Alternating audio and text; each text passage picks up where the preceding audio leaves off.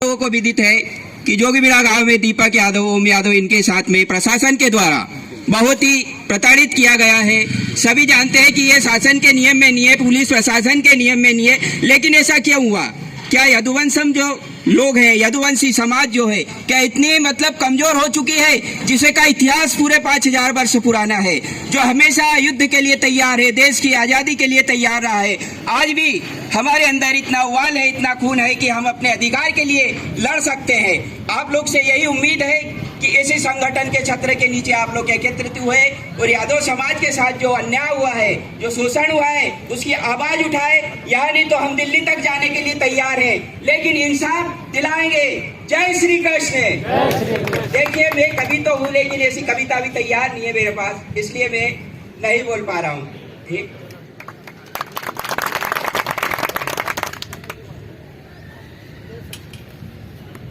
National media foundation नई दिल्ली की team इस समय होशंगाबाद कार्यालय के माध्यम से खंडवा जिले के जी बहुत बहुत धन्यवाद विक्रम सिंह जी।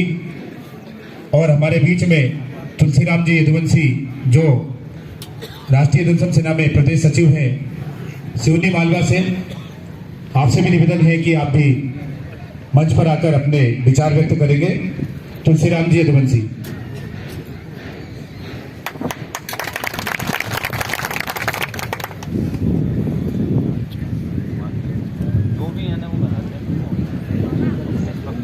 जय श्री कृष्ण। कार्रवाई नहीं हो जैसा उसकी भी बात। भाई साहब, अपने यहाँ की ये इस प्रकार की घटना है जैसे कि यदुवंशी समाज के ऊपर एक कलंक है। हमारे यहाँ की ये शिवपुर में भी इसी प्रकार से हुआ था, तो उसमें हमने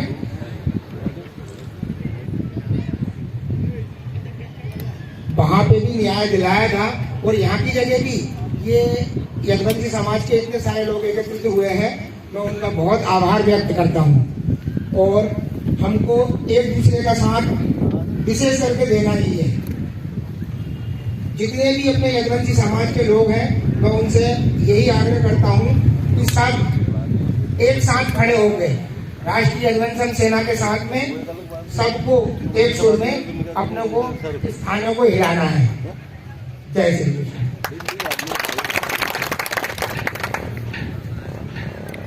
और इसी क्रम में आज हमारे बीच में खंडवा से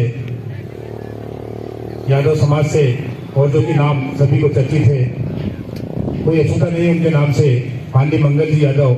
आपसे भी निवेदन करूंगा कि आप भी यहाँ आए और यदुवंशम समाज और यदुवंशम सेना के द्वारा जो आज का धरना प्रदर्शन कार्यक्रम किया जा रहा है, इस विषय पर अपने विचार व्यक्त करें। माननीय मंगल सिंह जी यादव।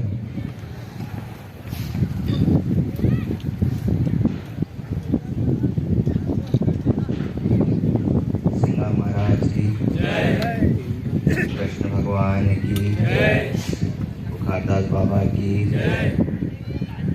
आज यहाँ पर हम सभी समाज लोग पधारे हैं। ये जो पुलिस की कार्रवाई है ना, मैं बहुत पुराने समय से देखते आ रहा हूँ। टीआई बैठा है क्या? क्यों टीआई बैठा है क्या? टीआई मेरे को एक चीज बता दू कि अगर हम पुलिस वाले को मारे तो कौन सी धारा 353 लगती है? अगर पुलिस को कोई अधिकार नहीं, अगर जुआ खेल रहे तो कोई ऐसा आपराधिक नहीं हो जाता है कि बहुत बड़ा अपराध हो गया, आप लाके केस बना सकते थे, मारने का कोई अधिकार नहीं है आपको।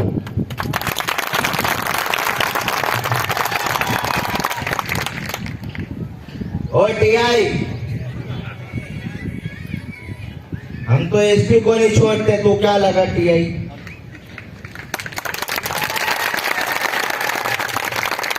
और मेरी बात समझ ले, अगर हम पुलिस वाले को मारते तो 353 लेके आप निर्दोष एक बच्चों को मार रहे हैं, तो आप पे कौन सी धारा लगनी चाहिए? समझ जाए टीआई। तो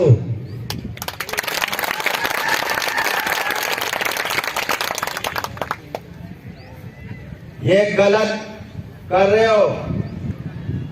अगर हमारे समाज के आने वाले समय में किसी पे भी करा तो ये तो बहुत कम है, थाने का घेराव करेंगे।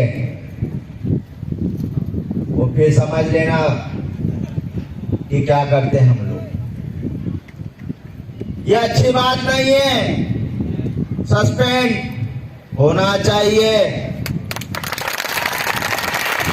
लाइन अटैच तो चला करते हैं, फिर 2 महीने बाद तुम उसको लाइन अटैच से ले आएंगे। हम एसपी से खंडवा में बात करेंगे और गृह मंत्री से मैं बात करूंगा और सीएम से मैं खुद जाके बात करूंगा भोपाल के अंदर में। सस्पेंड होना चाहिए तीनों लोगों को। और टीआई गरीब लोगों को मारते हो, अवैध वसूलियां करते हो थाने में तुम लोग। अगर दलाल लोग आ जाते तो उसको बिठा के चाय नाश्ता कराते हो और गरीब लोगों पे अपनी ताकत जमाते हो। ये गलत है, यह अन्याय किसी गरीब पे नहीं होना चाहिए। हम एक समाज की बात नहीं कर रहे हैं, ये सभी किसी भी समाज का हो उसके लिए हम खड़े हुए हैं।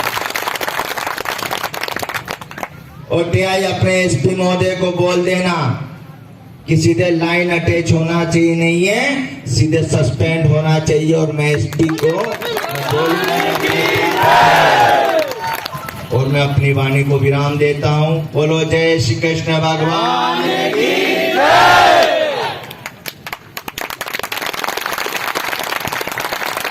बहुत ही सुंदर शब्दों में प्रशासन को, कड़े शब्दों में बोल सकते हैं, प्रशासन को जिस प्रकार से हमारे भाइयों के साथ में जो कृत्य हुआ है, हमारे मंगल यादव जी ने चेतावनी दी है। और हमारी भी यही मांग है, धरना आंदोलन भी का विषय भी आज का यही है कि जिन पुलिस कर्मियों के द्वारा हमारे निर्दोष भाइयों को मारपीट की गई, प्रताड़ना दी गई है, उन पुलिस कर्मियों को लाइन अटैच नहीं, उन्हें सस्पेंड किया जाए। यही मांग हमारी है। माननीय डॉक्टर गुरविजय शाह जी को भी इस विषय में अवगत कराया गया था, उनके द्वारा त्वरित कार्रवाई की गई है। शाम तक पुलिस कर्मियों को लाइन अटैच किया गया है और आश्वासन दिया गया है वे भी कुछ समय में यहां पधारेंगे। आश्वासन दिया गया है, एसपी साहब को भी समय दिया गया था। जिस प्रकार से हमारे यदुवंशम सेना और हमारी बात एसपी साहब के बीच में बातचीत चली थी, तो बताया गया था कि 12 तारीख तक हम आपके सामने निष्पक्ष जो है मामला जांच करके लाएंगे। 12 तारीख तक हमारी यदुवंशम सेना ने रास्ता देखा, 13 तारीख 14 तारीख को भी देखा, उसका कोई फैसला नहीं आया। तब जाकर के आज ये धरना आंदोलन राष्ट्रीय यदुवंशम सेना के द्वारा यहाँ किया जा रहा है।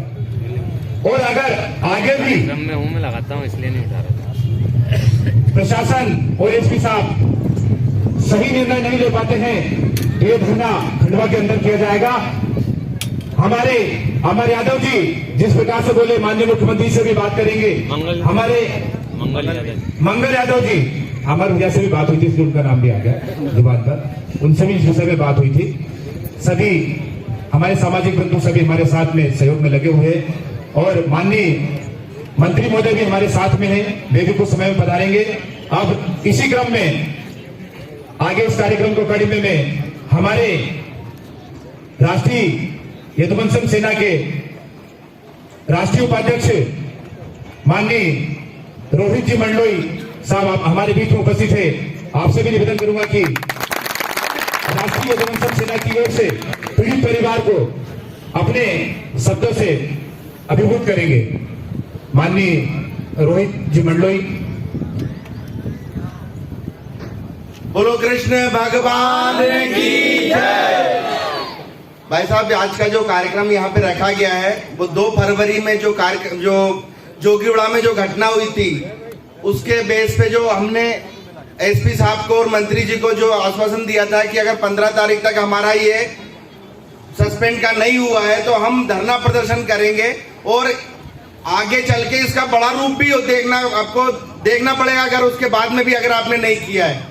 लेकिन सबसे बड़ी चीज हमारी आज देखी जा रही है कि जो अत्याचार करता है उससे बड़ा जो अत्याचार सहता है वो सबसे बड़ा दोषी होता है। और आज हमारी वही विडंबना है कि हम लोग कई जगह जाते हैं। दिल्ली में भी मैं एक सभा में गया था, वहां पे सारे संगठन के लोग आए थे, वहां पे भी मैंने स्पीच दी थी। मैंने एक ही बात बोली थी कि आज हम दिल्ली में बैठ के ये जो है सभा कर रहे हैं, जबकि हमारी जरूरत अखिलेश जी को यूपी में है या मथुरा में है। लेकिन आज हम मथुरा में भी परेशान हो रहे हैं, दिल्ली में भी परेशान हो रहे हैं, और इंडिया के हर जगह पे यदुवंशी यादव, कई विभाजन में हम लोग बैठे हुए हैं। यदुवंशी हैं, नंदवंशी हैं, यादव हैं। क्या होता है, ब्राह्मण लोग और सभी लोग एक बन गए। ब्राह्मण में भी बहुत सारी जाति आती हैं, लेकिन सब लोग एक हो जाते हैं जब ब्राह्मणवाद आता है। लेकिन हम लोग आज भी यही देख रहे हैं कि आज भी जो पब्लिक आनी चाहिए थी वो आज हमारी कमी यहाँ पे दिख रही है। तो आज हम आज ही दिखाते हैं इन लोगों को कि क्या होता है आंदोलन। लेकिन कोई बात नहीं, आज तो हमने ये बोल दिया था कि आज हमारा जो धरना प्रदर्शन है एक सांकेतिक रूप में रहेगा। अगर इसके बाद नहीं होगा तो हम देखेंगे खंडवा में कि एसपी में कितनी दम है, और यहाँ के जो एसडीओपी है उससे ऊपर जो है डीआईजी वगैरह, उनमें कितना लेवल है वो हम वहां भी दिखाएंगे उनको। लेकिन सबसे बड़ी विडंबना जो आ रही है कि हमारी आ रही है, हम हर जगह प्रताड़ित हो रहे हैं। आज यहाँ हम रेजंग इलाका युद्ध का आपको थोड़ी सी झलकी बताता हूँ। 120 जवान में से 114 जवान हमारे यादव भाई लोग थे, यदुवंशी भाई लोग थे। उन्होंने छातियों पे गोली खाई थी और वहां का युद्ध जीता था।